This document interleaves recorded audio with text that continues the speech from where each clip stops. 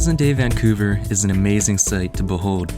Situated between vast wilderness, the Pacific Ocean, and imposing mountains, Vancouver is considered by many to be one of the nicest cities in the world.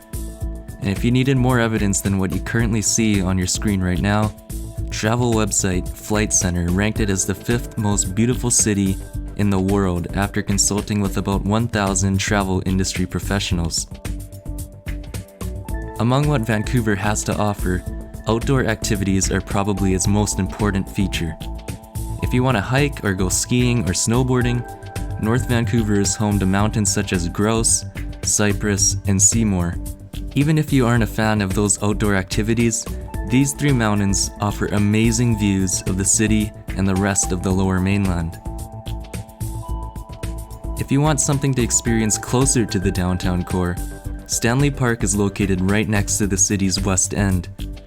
This world-renowned 405-hectare park is one of the largest urban setting parks in the world and is home to multiple beaches and the Vancouver Aquarium, which is also the largest aquarium in Canada.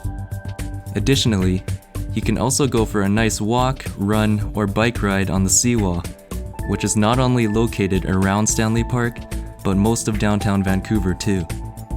The city's seawall is actually the world's longest uninterrupted waterfront path, spanning over 28 kilometers in length.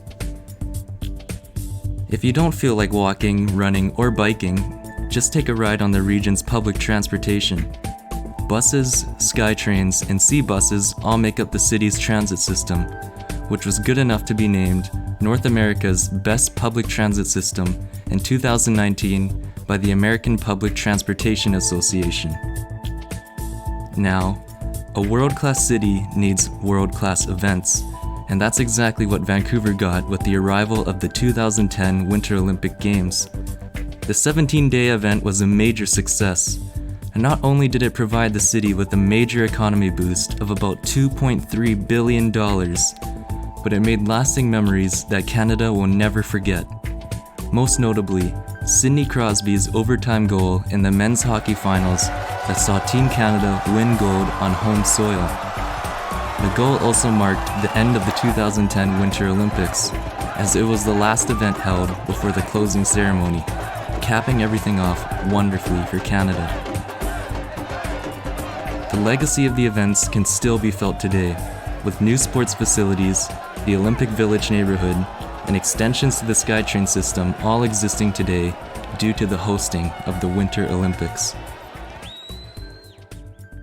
The legacy of the Olympics, alongside everything I have listed in this video, contributes to making the city consistently be ranked as not only one of the most livable in the world, but having some of the best quality of life too. Vancouver is truly a world-class city.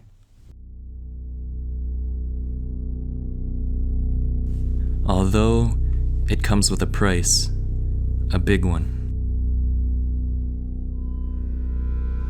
Vancouver is in such a bad housing crisis that it has consistently ranked near the top of the Demographia International Housing Affordability Survey's Most Unaffordable Cities list, even hitting number 1 in 2010, coinciding with the Winter Olympics.